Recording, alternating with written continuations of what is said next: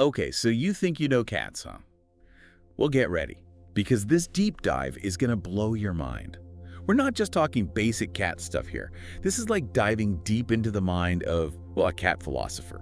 Seriously, this is next level cat stuff. We're talking feline philosophy. That's gonna change how you see your furry little roommate forever. And it's all thanks to this guy, Bobbus. Okay, Bobbus is actually a cat. Yeah, Bobbus is a cat, but like a really smart one. He even wrote a book called How to Train Your Human. Which is hilarious because anyone with a cat knows. They kind of train us, don't they? It's a cat. And the dedication in this book, oh my gosh, I was dying. Listen to this.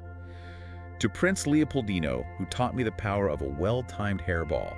And Captain Fracas, the master of the disappearing act. It's like we're peeking into a secret society of cat geniuses and they've been studying us for years. And get this, Bobbus just comes right out and says, humans are quite simple to train. Like, whoa! Okay, tell us how you really feel, Bobbus. Yeah, maybe a little blunt. But he's on to something, though. I mean, why are we so obsessed with having a million things in our homes? Right, like, our cats could care less about our fancy furniture and knickknacks. They'd be perfectly happy with a cardboard box and a sunbeam. Exactly. Bobbus calls this human obsession with stuff phingitis, and he's not wrong. We spend so much time cleaning, organizing, rearranging. It's gotta seem ridiculous from a cat's point of view. Totally. Like, we're over here stressing about dust bunnies while they're all, ooh, a sunbeam, let me bathe in its glory. It's like we're speaking different languages sometimes. We totally are. We humans are all about verbal communication. But for cats, it's all body language. Those little twitches of their tail, those slow blinks, those are their words. And we probably miss most of them, right? Like, I know I do. I'm so busy with my things, as Bobbus would say, that I totally miss their subtle cues. All the time. But Bobbus is giving us a glimpse into their world, their perspective. It's like he's saying, hey humans, here's how to understand us if you can tear yourselves away from your precious things for a minute. So true. It's like when you're on your phone and your cat is desperately trying to get your attention by rubbing against your legs or giving you the look. They're thinking, hello, Earth to human, I'm right here. And we're oblivious, obsessed with our human stuff, our screens. It's like Bobbus is saying, wake up, humans, there's more to life than your things. And you know what? I think he might be right. I mean, it's almost like they know how to hypnotize us. Right, like they've got this secret weapon and they know how to use it. You mean the purring? Yes, the purring.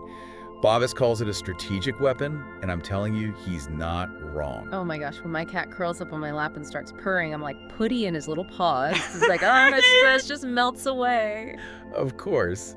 It's like this deep evolutionary thing, right? We're programmed to respond to that rumbling vibration, the feeling of their warmth and contentment. It's like they're saying, everything is okay, I'm here with you. It's true. It's like they know exactly how to push our buttons, and not just with the purring, right? Yeah. Bobbus also talks about those head boops, the rubbing against your legs, those little tail brushes. It's masterful manipulation, I tell you. It really is, and we fall for it every single time. Hook, line, and sinker. And what's the ultimate prize for all this feline manipulation? What does all this cuteness get them? The dreaded voicey-wacy, of course. Oh, you mean that high-pitched baby talk we subject them to? The one and only.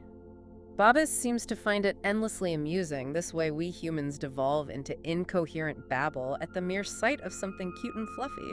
Well, he's not wrong, is he? It's like our brains just short-circuit and we turn into 5-year-olds. Who's a cute kitty? You are. Yes, you are. Exactly. It's like they've trained us to associate their presence with all things adorable and heartwarming. And you know what's scary? I think it's working. It totally is. But you know, Bobbus doesn't just stop at seduction. Once they've won our hearts, the real training begins. Oh no, the real training. Like we're in boot camp now. Pretty much. And it all starts with establishing a routine, a feline-approved schedule that revolves around their needs and desires. Like sleeping in the most inconvenient spots. Exactly. And not just any spot, mind you. Bobbus points out that cats prefer places pre-warmed by their humans. Well, yeah. Why waste energy finding a cozy nub when your human can do the hard work for you? Precisely. It's all about maximizing comfort and minimizing effort. And then there's the matter of doors. Oh boy, here we go. Don't even get me started on doors. Yeah. My cat acts like I'm committing a crime against nature every time I try to close one. It's an outrage, isn't it? An affront to their very being. At least that's how Bobbus makes it sound. He suggests cats employ a whole arsenal of tactics to combat closed doors, from insistent meowing to strategically placed accidents. Yeah, my cat's go-to move is the stare down. You know, that look that could curdle milk. It's pretty effective. Oh, it's the best. Pure feline manipulation. But you know what the ultimate symbol of their victory is in the battle for open-door policy? Let me guess. The cat flap. Bingo! It's like a 247 reminder that they come and go as they please. We humans are merely guests in their domain. It's true. It's like they own the place and we're just living in it. Which is exactly how they want it, of course. But let's not forget about the most important part of any feline overlord's reign. Mealtime. Oh, the demands. The drama. It's like a Broadway production every time my cat wants food. It's a carefully orchestrated symphony of manipulation. Bobbis devotes an entire chapter to the art of food-related demands, and it's fascinating. So what's the winning strategy? Asking for a friend. Well, it usually starts subtly. A gentle meow, perhaps a delicate head boop against your hand as you're preparing dinner. Just a gentle reminder that their bowl requires your immediate attention. Right, the passive-aggressive approach. Yeah. What if that doesn't work? Then it's time to escalate. Bobbis suggests a few creative tactics. Like what? Spill the beans, Bobbis. We're talking strategically placed hairballs, accidental keyboard smashes, maybe even a strategically timed midnight leap onto your face. Ooh, the dreaded face leap. Yeah, that'll teach me to delay dinner. They know our weaknesses and they're not afraid to exploit them. But you know, this is where Bobbis's teachings take an interesting turn. A more philosophical turn, you could say. Oh, philosophical cats. This I gotta hear. He argues that true feline mastery requires a certain air of mystery. Like they want to keep us guessing. Exactly. Never let them know you're onto them. It's all about maintaining an air of mystery, you know, that whole cool cat mystique. Right, like, I may understand every word you're saying, but I'll never let you know it.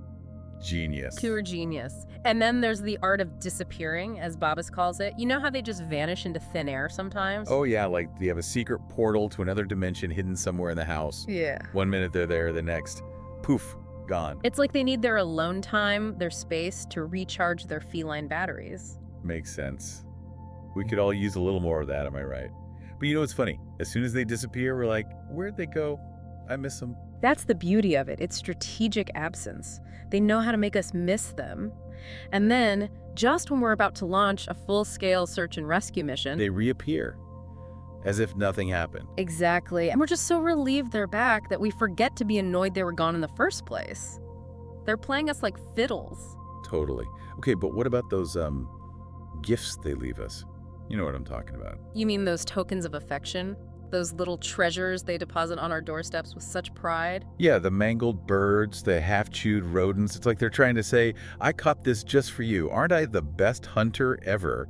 That's exactly it. They're showing off their skills, their ability to provide for us. It's a primal instinct, a way of showing love and care in their own special way. Right, love and care. That's one way to put it. Well, try to see it from their perspective. They're bringing us fresh prey, the best they can find. It's a sign of respect. Or maybe they're just messing with us. Like, here, human, you deal with this disgusting thing. Perhaps. Cats are a mystery, wrapped in an enigma, wrapped in fur. But that's part of their charm, isn't it? It really is. They keep us on our toes, that's for sure. Okay, last but not least, we got to talk about the dreaded vet visit. Oh, the sheer terror, the indignity of it all.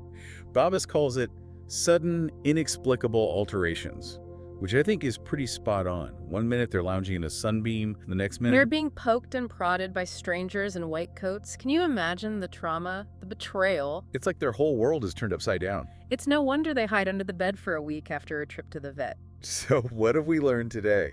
Well, besides the fact that we should probably invest in some industrial-strength stain remover for those accidental spills, And maybe some earplugs with those 3 a.m. feed me meows. I think the biggest takeaway is that cats are complex creatures with their own unique perspectives on the world. They're not just furry little roommates, they're our companions, our confidants. Our overlords. Well, maybe.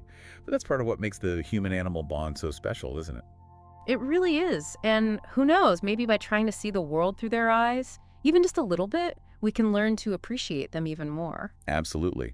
So next time your cat gives you that look like you've just insulted their entire lineage by moving their favorite toy, remember?